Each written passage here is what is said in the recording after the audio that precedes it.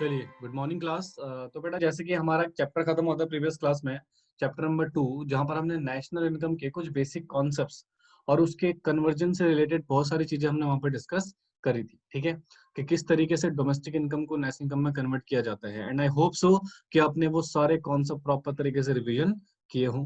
ठीक है, तो बेटा आज हम एक नया चैप्टर स्टार्ट करने चल रहे हैं, चैप्टर नंबर 3, जहां पर हम बेसिकली पढ़ेंगे method of calculating national income. यानी कि सर यहाँ पर हम बेसिकली पढ़ने वाले हैं कि नेशनल इनकम को कैसे कैलकुलेट किया जाता है, उसके बेसिकली कितने मेथड्स हैं जो नेशनल इनकम को कैलकुलेट करते हैं। राइट, तो हम यहाँ पर देखेंगे कि हमारे नेशनल इनकम को कैलकुलेट करने के बेसिकली बेटा 3 मेथड्स हैं। अगर मैं मेथड्स की बात करूं बेटा, तो there is a 3 methods to calculating the national income. सबसे पहला मेथड है बेटा हमारे पास प्रोडक्ट मेथड। दूसरा है हमारे पास बेटा इनकम मेथड। तीसरा मेथड है बेटा हमारे पास expenditure method. Expenditure method, right. तो basically we are having 3 kinds of methods. पहला है बेटा हमारे पास प्रोडक्ट मेथड, इसको एक और नाम से जाना जाता है बेटा, जिसको हम बोलते हैं वैल्यू एडेड मेथड। क्या बोलते हैं बच्चे? Value added method. ठीक है, दूसरा आता है हमारे पास इनकम मेथड, और तीसरा आता है बेटा हमारा एक्सपेंडिचर मेथड। अगर मैं फॉर्मूले की बात करूं, तो जब हम इस मेथड को यूज करते हैं तो हमारे पास अल्टीमेटली फॉर्मूले से जो निकल कर आता है वो होता है जीडीपी एट मार्केट प्राइस, या फिर बेटा जीवीएएमपी एट मार्केट प्राइस। वो देखेंगे बेटा किस तरीके से इनकम मेथड का फॉर्मूला यूज करके बेटा हमारे पास जो फाइनलाइज पॉइंट निकल कर आता है वो निकल के आता है एनडीपीएफ से, फिर हमें इसे कन्वर्ट करना पड़ता है बेटा।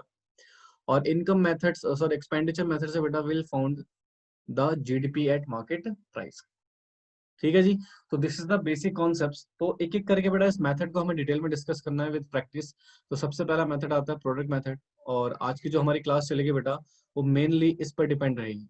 पूरी क्लास बेटा आज हम प्रोडक्ट मेथड और वैल्यू एडिशन मेथड वाले कॉन्सेप्ट को डिस्कस करने वाले हैं। ठीक है, तो इनकम मेथड और एक्सपेंडिचर बेटा फिर आने वाली क्लासेस में हमारे होंगी।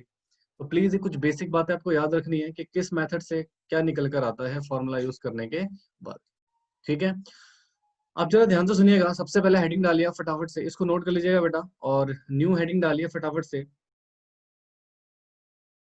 Detailed explanation of product method. बेटा हम क्या करेंगे, प्रोडक्ट मेथड को 2 पार्ट्स में कैटेगराइज कर देंगे। ठीक है, will categorize the product method in 2 parts.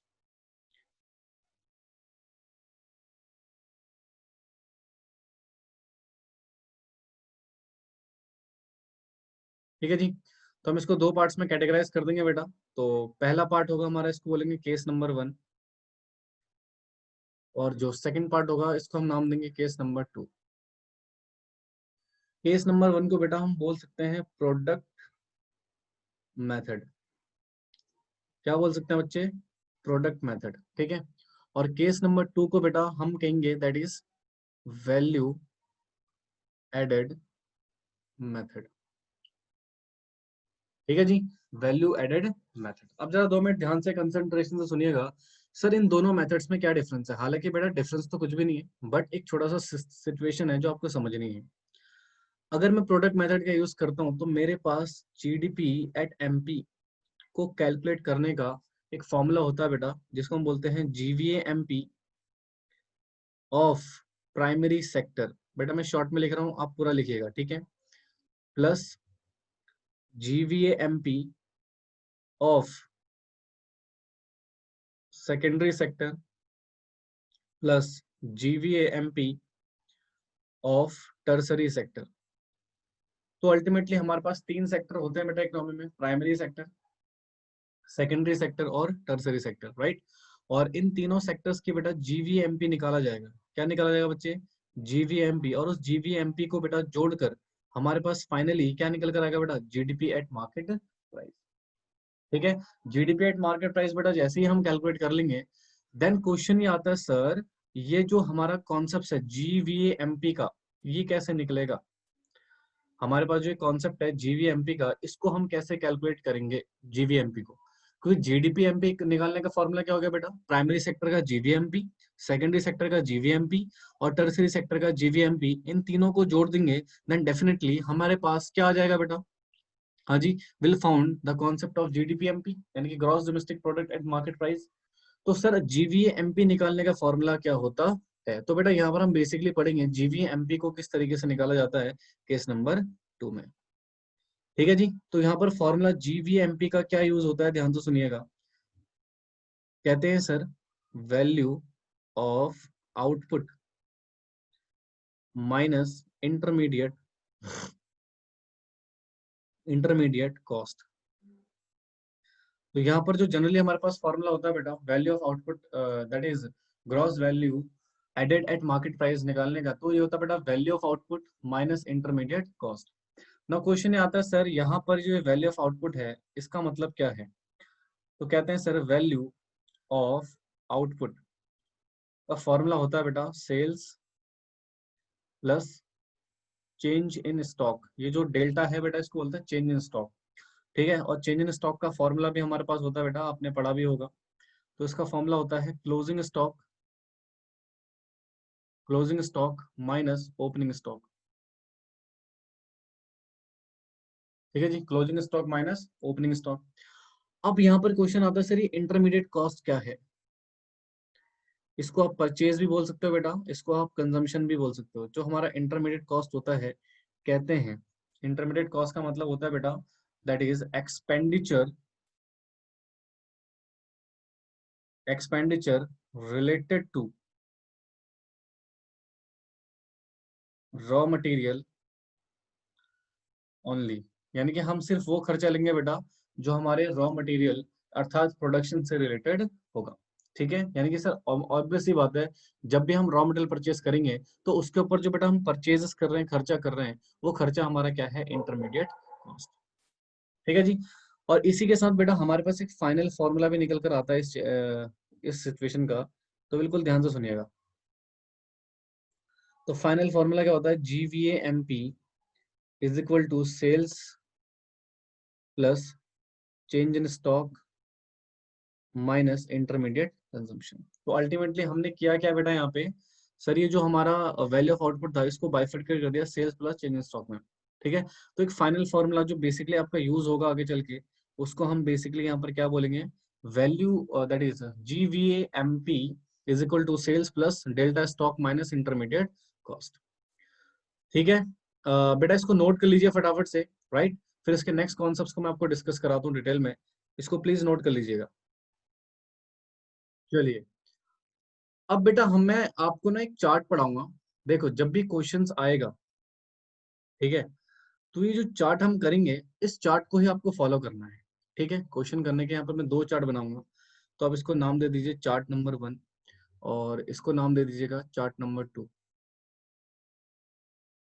ठीक है, चार्ट नंबर 1 और चार्ट नंबर 2। अब जरा 2 मिनट ध्यान से कंसंट्रेशन से सुनिएगा, सर इन दोनों में क्या फर्क है। मान लो अगर क्वेश्चन कर रहे हो और क्वेश्चन में आपको निकालने के लिए आया है जीडीपी एट एमपी, उस केस में क्या होगा, या क्वेश्चन आपसे कह रहा है सर निकाल लो जीवीएमपी, तो उस केस में क्या होगा। ठीक है, या फिर यहाँ पर बोल सकता है दैट इज सॉरी, यहाँ पर आपसे बोल सकता है एग्जामिनर बेटा आप एनवीएफसी निकालिए, और यहाँ पर भी आपसे एग्जामिनर बोल सकता है बेटा एनएनपीएफसी निकालिए। ठीक है, तो इनको कैलकुलेट करने के लिए जब भी आप क्वेश्चंस करेंगे तो वहां पर एक चार्ट फॉलो करना पड़ेगा बेटा आपको, और प्लीज इस चार्ट के अकॉर्डिंग ही आप क्वेश्चंस को कीजिएगा। तो सबसे पहले मान लीजिए स्टेप नंबर 1 हमारा चलेगा, कुछ स्टेप्स हमें फॉलो करने हैं बेटा। यहाँ पर स्टेप नंबर 1 में बेसिकली क्या चलेगा सर, सर स्टेप नंबर 1 में हमें ये देखना है कि हमें निकालना क्या है, what will have to found. तो मान लो हमें निकालना है एनएनपीएफसी। क्या निकालना बच्चे, एनएनपीएफसी। मोस्ट प्रोबेबिलिटी क्वेश्चन में एनएनपीएफसी या एनवीएफसी ही पूछेगा, या फिर कुछ इंटरनल सिचुएशन पूछ लेगा। ठीक है, ध्यान सुना प्लीज। आपने पता लगा लिया कि हमें निकालना क्या है, आपको पता लग गया एनएनपीएफसी निकालना है। स्टेप नंबर 2 में आप क्या निकालेंगे, फॉर्मूला अप्लाई करेंगे बेटा। स्टेप नंबर 2 में क्या करेंगे, अप्लाई फॉर्मूला, राइट। और यहाँ पर फॉर्मूला आप करेंगे जीडीपी एमपी का अप्लाई। तो जीडीपी एमपी निकालने का फॉर्मूला बेसिकली आपको मैंने क्या बताया था बेटा, GVA MP of primary sector, right, GVA MP of secondary sector plus GVAMP of tertiary sector, यही बोला था बेटा। ठीक है जी, तीनों को जोड़ने के बाद हमारे पास क्या आ जाएगा बेटा, GDP-MP, what ever the amount, मान लीजिए ये अमाउंट आ गई। ठीक है, तो अभी हमने क्या निकाला बेटा, GDP@MP, फॉर्मूला अप्लाई करके step number 1 complete, step number 2 complete. अब आता है बेटा स्टेप नंबर 3। स्टेप नंबर 3 होता है कन्वर्जन के रिगार्डिंग। किसके रिगार्डिंग होता है बच्चे, कन्वर्जन के रिगार्डिंग। अब जरा ध्यान सुना किस तरीके से कन्वर्जन से रिगार्डिंग होगा बेटे। आपने स्टेप नंबर 2 में क्या निकाला था, GDP@MP निकाला था सर, ये अमाउंट। ठीक है, अब सर बट हमें निकालना क्या है, NNPFFC, यानी कि सर जी को हम कन्वर्ट करके क्या बना देंगे बच्चे, एन, तो यहाँ पर माइनस हो जाएगा डेप्रिसिएशन, तो जो भी अमाउंट होगी बेटा उसको माइनस करोगे और ये आपके पास अमाउंट आ जाएगी NDP@MP। फिर डी को आप कन्वर्ट करोगे NNP-MP, मैंने आपको बताया था ना, प्लस नफिया हो जाएगा बेटा, यहाँ पर प्लस नफिया हो जाएगा फ्रॉम वाला, और माइनस नफिया हो जाएगा बच्चे टू वाला। ये आप ऑलरेडी प्रीवियस क्लासेस में पढ़ चुके हो, जिन बच्चों ने क्लासेस नहीं ले रखी थी बेटा, प्लीज आप वो कन्वर्जन चार्ट को अच्छे से पढ़ लीजिएगा, रिकॉर्डिंग्स अवेलेबल है यूट्यूब पे। ठीक है, अब MP को मैं FC बनाऊंगा लास्ट में, राइट, तो ये मेरे पास NNP-FC आ जाएगा, और यहाँ पर माइनस होगा NIT, माइनस होगा IT, और प्लस हो जाएगा सब्सिडी। ये भी हम ऑलरेडी चार्ट्स के थ्रू डिस्कस कर चुके थे। तो फाइनली हमने क्या निकाल लिया बेटा, ये देखो हमने क्या निकाल लिया, NNP@FC। तो यही बोल रहा था, हमारा फर्स्ट स्टेप हमारे क्या कह रहा था बेटा, इसी चीज को हमें निकालना था। तो ये तो हो गया फर्स्ट चार्ट, जब हमें NNP-FC निकालना हो तो। अब आता है sir second chart. Second chart में बेसिकली क्या करना है, बिल्कुल ध्यान से सुनिएगा। ठीक है बेटा, प्लीज कन्वर्जन वाला वीडियो आप देख लीजिएगा अच्छे से, अगर आपको कहीं पे डाउट हो वो वीडियो अवेलेबल है, उसके बाद ही प्लीज इस क्लास को देखना अच्छे से। ठीक है, अब आता है स्टेप नंबर 2। स्टेप नंबर 2 में GVAMP या फिर NVAFC हमें निकालना होगा। तो यहाँ पर भी सबसे पहले बेटा जो चार्ट नंबर 2 है, उसमें भी हमें सबसे पहले क्या करना है बेटा, स्टेप 1 अप्लाई करना है। स्टेप 1 में सबसे पहले हमें क्या फाउंड करना है बेटा, ये हमें पता करना है। तो हम मान लो हमें क्या निकालना था बेटा, NVAFC हमें निकालना था सर। स्टेप नंबर 2 में हम फॉर्मूला अप्लाई करेंगे, और ये केस नंबर 2 वाला फॉर्मूला बेटा यहाँ पर अप्लाई होगा, राइट। तो अप्लाई फॉर्मूला, तो फॉर्मूला अप्लाई करेंगे तो GDP-MP होगा या GVAMP होगा बच्चे। तो यहाँ पर सर फॉर्मूला अप्लाई होगा GVAMP का, GVAMP का। और GVAMP का मैंने आपको फाइनलाइज फॉर्मूला क्या बताया था बच्चे, sales plus delta stock minus intermediate cost. Sir इससे हमारा क्या निकल के आ जाएगा बच्चे, GVAMP निकल के आ जाएगा, मान लीजिए दिस अमाउंट। अब जैसे ही आपने ये निकाला तो आपके पास फिर आ गया step number 3। Please national income के क्वेश्चन बबाल टलाई से मत करना बच्चे, आपको प्रॉपर स्टेप्स फॉलो करके करने हैं, देखिए आपकी गलती कभी भी नहीं होगी। ठीक है, अब सर हमारे पास आ क्या गया, GVAMP। तो GVAMP हमारे पास आया दिस अमाउंट, राइट। अब सर हमें देखो क्या निकालना क्या था, NVAFC। सर ये N है बट यहाँ पे तो G है सर, तो इस N को हमें क्या बनाना पड़ेगा बेटा, सॉरी इस G को हमें क्या बनाना पड़ेगा, N। बाकी का प्रोसेस हमारा बिल्कुल सेम रहेगा। हाँ जी सर, तो G को N बनाने के लिए बेटा मैंने आपको बताया था, ग्रॉस को नेट बनाने के लिए डेप्रिसिएशन को माइनस करना पड़ता है, तो ये निकल गया। और MP को बेटा मुझे क्या बनाना है, FC, तो NVAFC। MP को FC बनाने के लिए माइनस करना पड़ता है NIT, माइनस करना पड़ता है IT, प्लस करना पड़ता है सब्सिडी। तो सर हमारे पास अल्टीमेटली आ गया, यही तो चाह रहे थे बेटा हम, NVFC तो चाह रहे थे देखो। तो यहाँ पर हमने बेसिकली ये देखा NNPFC कैसे निकालते हैं, और यहाँ पर हमने देखा net value added at factor cost अर्थात NVAFC को कैसे कैलकुलेट किया जाता है।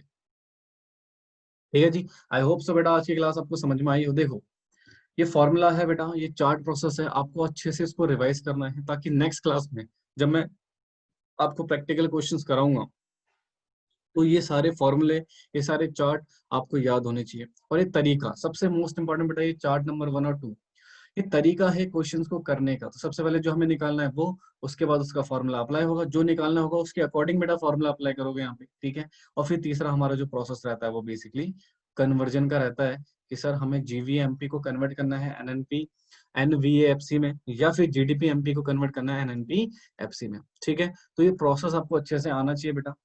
ठीक है जी, तो आज के लिए इतना ही। बाकी नेक्स्ट क्लास में बेटा मैं आपको क्या करवाऊंगा, इसकी प्रॉपर फॉर्मेट क्वेश्चंस कराएंगे बेटा, क्वेश्चंस करेंगे, क्वेश्चंस की प्रैक्टिस करेंगे। बट बिफोर दैट इस लेक्चर को अच्छे से 1 2 3 बार जितनी बार भी आपको देखना है बेटा अच्छे से देख लेना, ताकि आपका एक बहुत अच्छा रिवीजन यहाँ पर हो जाए। ठीक है, तो चलिए आपसे मिलते हैं बेटा नेक्स्ट क्लास में, तब तक के लिए बाय बाय, टेक केयर।